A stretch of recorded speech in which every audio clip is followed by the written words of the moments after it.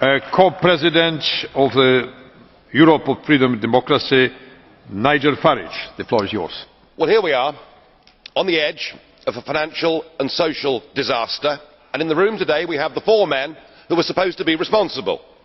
And yet we've listened to the dullest, most technocratic speeches I've ever heard. You are all in denial. By any objective measure, the euro is a failure. And who is actually responsible? And who's in charge out of you lot? Well, of course, the answer is none of you, because none of you have been elected, none of you actually have any democratic legitimacy for the roles that you currently hold within this crisis. And into this vacuum, albeit reluctantly, has stepped Angela Merkel. And we are now living in a German-dominated Europe.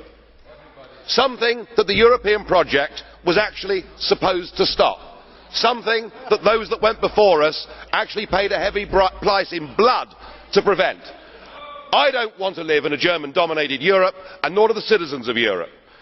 But you guys have played a role, because when Mr Papandreou got up and used the word referendum, or Mr Rehn, you described it as a breach of confidence, and your friends here got together like a pack of hyenas, rounded on Papandreou, had him removed and replaced by a puppet government. What an absolutely disgusting spectacle that was. And not satisfied with that, you decided that Berlusconi had to go.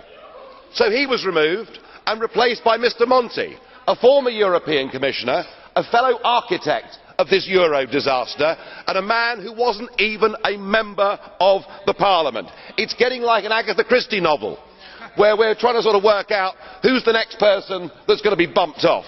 The difference is we know who the villains are. You should all be held accountable for what you've done. You should all be fired.